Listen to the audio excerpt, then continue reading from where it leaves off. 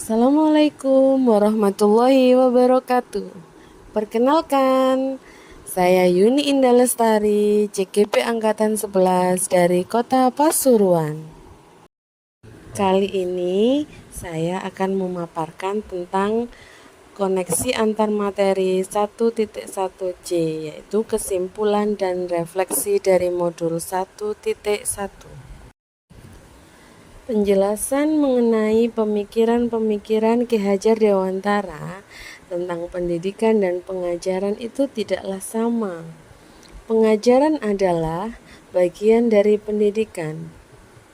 Pengajaran adalah proses pendidikan dalam memberi ilmu untuk kecakapan hidup anak secara lahir dan batin. Pendidikan pada hakikatnya adalah menuntun, memberi tuntunan terhadap segala kekuatan kodrat yang dimiliki anak agar ia mencapai keselamatan dan kebahagiaan setinggi-tingginya, baik sebagai manusia maupun sebagai anggota masyarakat. Pendidikan menciptakan ruang bagi murid untuk tumbuh secara utuh agar mampu memuliakan dirinya dan orang lain dan menjadi mandiri. Apa yang Anda percaya tentang murid dan pembelajaran di kelas sebelum Anda mempelajari modul 1.1? Sebelum mempelajari modul 1.1, pembelajaran yang saya lakukan adalah hanya mentransfer materi pelajaran. Kemudian, ketuntasan dalam penyampaian materi lebih penting daripada memahami karakteristik murid.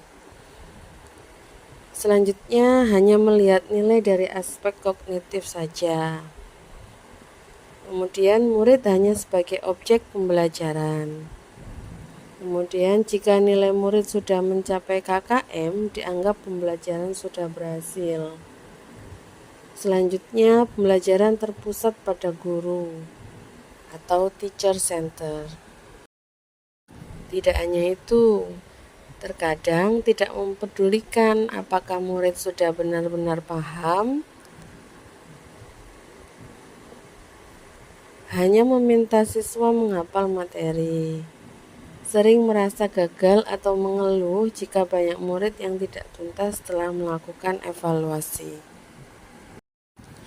Kemudian, apa yang berubah dari pemikiran atau perilaku saya setelah mempelajari modul ini?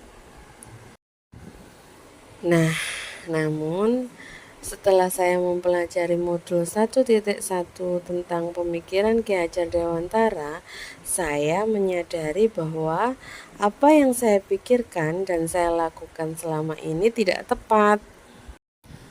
Setelah saya mempelajari modul 1.1, saya menyadari seharusnya saya melakukan proses pembelajaran secara menyeluruh sesuai dengan pemikiran Bapak Ki Hajar Dewantara. Tidak hanya itu, seharusnya murid sebagai subjek pembelajaran. Jadi, mereka kita berikan kebebasan berekspresi, kebebasan mengemukakan pendapat, serta bebas berkreasi. Dapat saya simpulkan, setelah mempelajari modul 1.1, saya menyadari seharusnya saya melakukan proses pembelajaran secara menyeluruh, murid sebagai subjek pembelajaran, guru sebagai fasilitator pembelajaran. Tidak hanya itu, guru harus ikhlas penuh kesabaran dengan segala ketulusan hati. Guru harus mempelajari karakteristik murid. Guru juga harus memberikan kesempatan murid untuk tumbuh dan berkembang sesuai dengan kodratnya.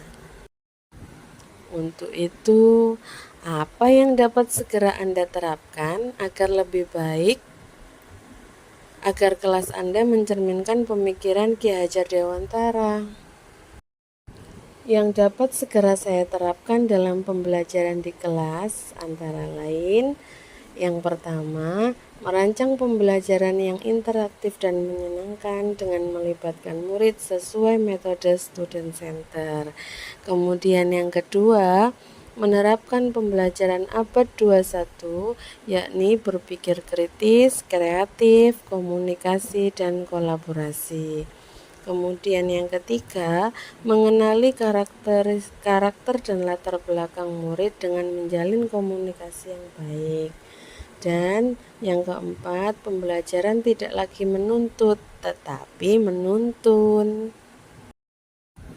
Semoga video ini menginspirasi Bapak atau Ibu guru hebat semuanya. Salam guru penggerak, tergerak, bergerak, menggerakkan. Assalamualaikum warahmatullahi wabarakatuh. Terima kasih.